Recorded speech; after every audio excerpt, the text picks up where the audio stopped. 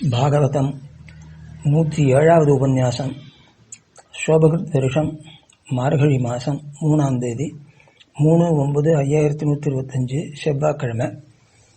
இன்றைக்கு 3வது ஸ்கந்தத்தினுடைய சாரத்தை பார்க்கணும். உத்தவருக்கும் விதுரருக்கும் சம்பாதம். முதல்ல உத்தவர் பகவானிடத்தில் பெரிய பக்தர். அவரோட யாதிருச்சிகமாக விதுரர் சந்திக்க நேர்றது.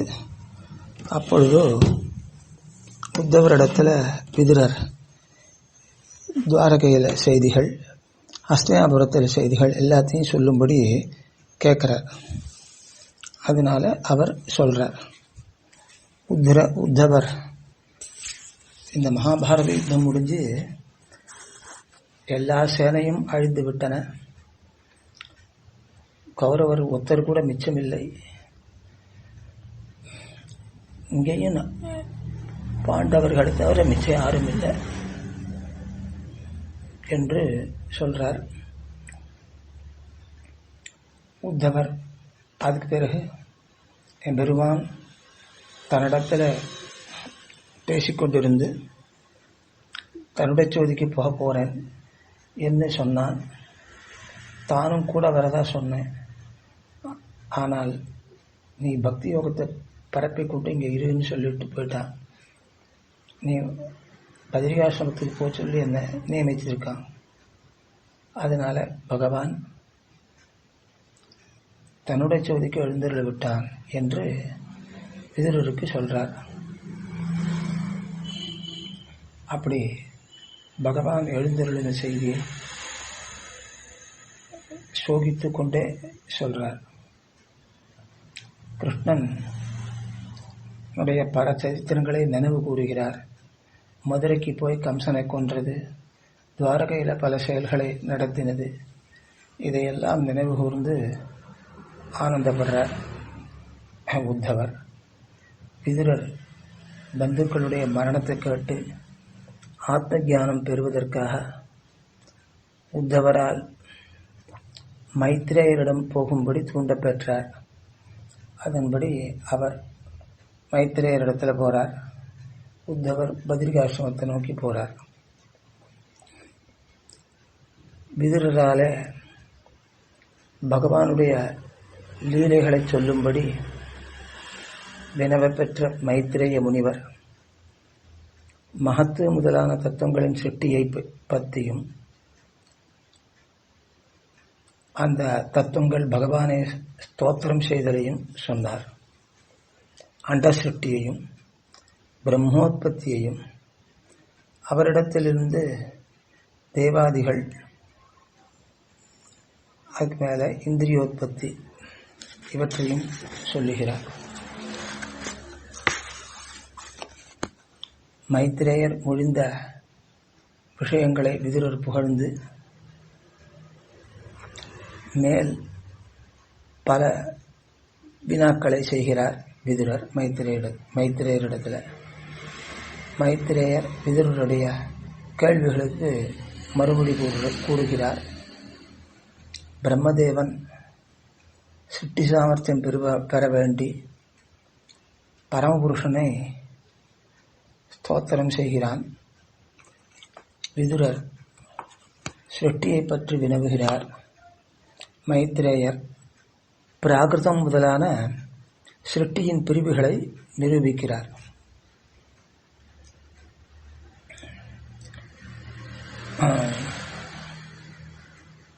பிராகிருத சிருஷ்டி மொத்தமாக ஏற்படுவது எல்லா அண்டங்களுக்கும் சேர்த்து.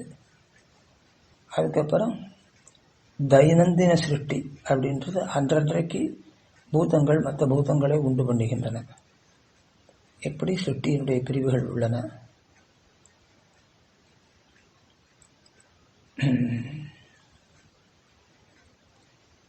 அதுக்கு மேலே கால நுட்பங்களை எல்லாம் சொல்லுகிறார் மைத்ரேயர். யுகம், மன்வந்தராதியான பிரிவுகள், கல்பாதிகளான பரிணாமம் இவற்றையும் கூறுகிறார்.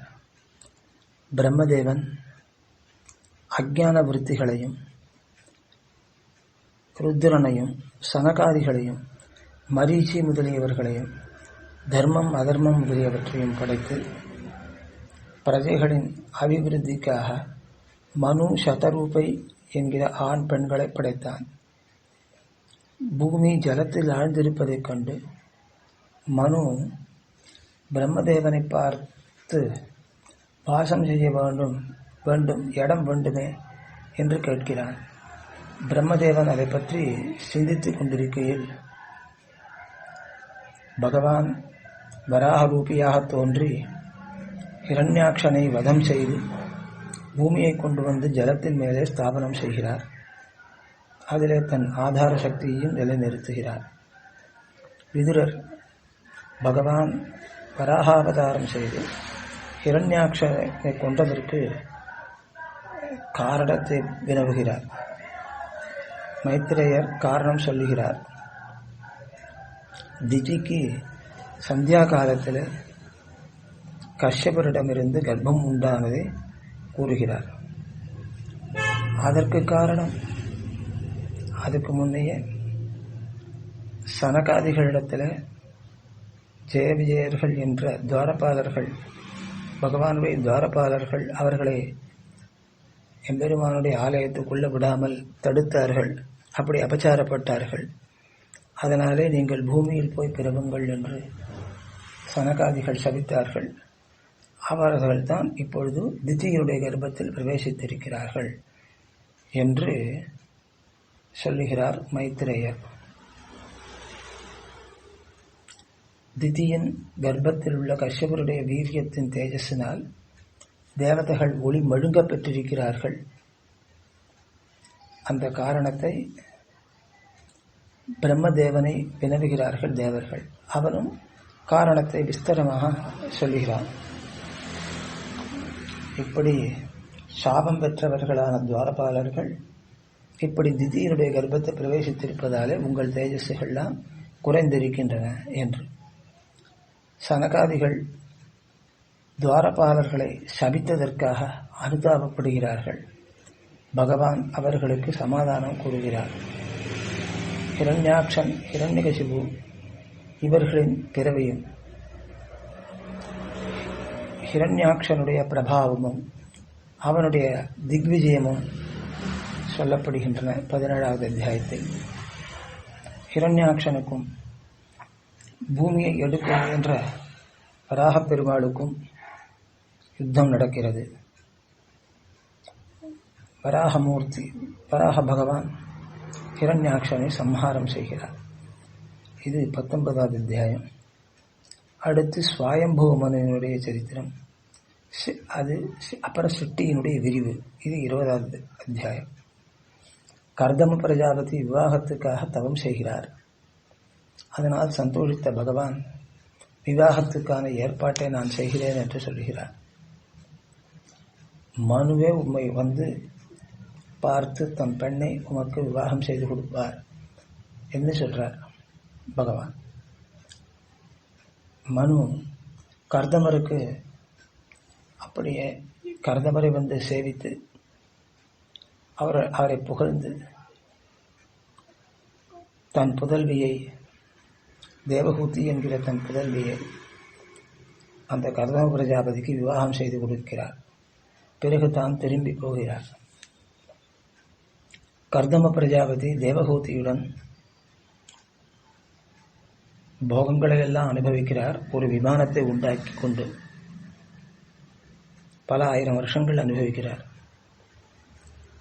பிறகு அவருக்கு 9 பெண்கள் உண்டாகிறார்கள். பிறகு கபிலர் என்ற ஆண் பிறக்கிறார். அவர் பகவானுடைய அவதாரம். கபிலர் பிறந்தவாறு அவரிடத்தில் அனுமதி வாங்கிக் கொண்டு சந்நியாசம் பெற்றுக் கொள்ளுகிறார் கர்தம பிரஜாபதி. அடுத்து கபிலருக்கும் தேவகூதிக்கும் சம்வாதம். பிரகிருதி புருஷ தத்துவ ஸ்வரூபத்தை கபிலர் தாயாருக்கு விவரித்து கூறுகிறார். பல வகை உபாயங்களால் பிரகிருதி புருஷர்களின் ஸ்வரூபத்தை நிர்ணயித்து மோட்ச ரீதியை நிரூபிக்கிறார்.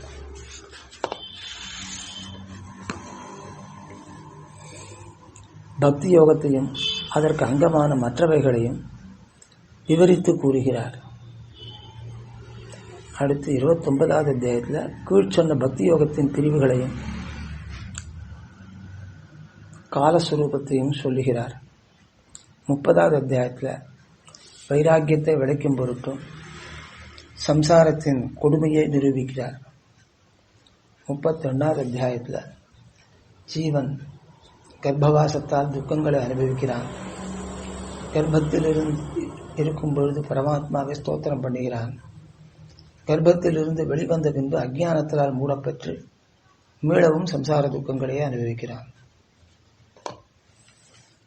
32வது அத்தியாயத்தில் புண்ணியம் செய்தவர்களுக்கும் பரபிரம்ம உபாசகர்களுக்கும் நேரக்கூடிய கதியை சொல்லுகிறார்.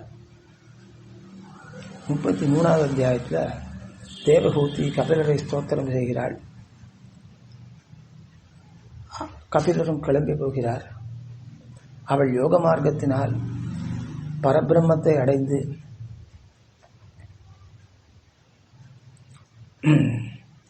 சந்தோஷிக்கிறாள்.